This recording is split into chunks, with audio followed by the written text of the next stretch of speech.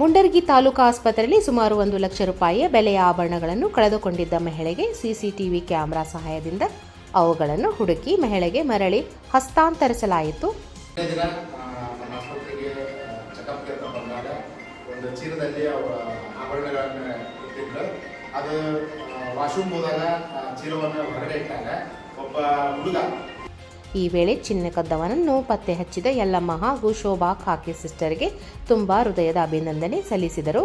ಆಸ್ಪತ್ರೆಯಲ್ಲಿ ನಡೆದ ಈ ರೀತಿಯ ಘಟನೆಯಲ್ಲಿ ಚಿನ್ನ ಕಳೆದುಕೊಂಡವರು ತೀವ್ರ ಆತಂಕಕ್ಕೆ ಒಳಗಾಗಿದ್ದರು. ಆದರೆ ಸಿಬ್ಬಂದಿಗಳ ಸಮಯ ಪ್ರಜ್ಞೆಯಿಂದ ಚಿನ್ನವನ್ನು ಮರಳಿ ಪಡೆದರು. ಫೋಟೋ ಹಾಕಿ ಅವ್ರು ಯಾರಂತ ಪತ್ತೆ ಹಚ್ಚಿ ಅದನ್ನು ನಮ್ಮ ಕಡೆ ಬರೋಕ್ಕೆ ಮಾಡಿದ್ರೆ ಅವ್ರಿಗೂ ಕೂಡ ತುಂಬ ಧನ್ಯವಾದಗಳನ್ನು ಹೇಳ್ತಾ ಅದನ್ನು ನಮ್ಮ ಇವರು ಆರೋಗ್ಯ ಸಮಿತಿ ಸದಸ್ಯರಿಲ್ಲ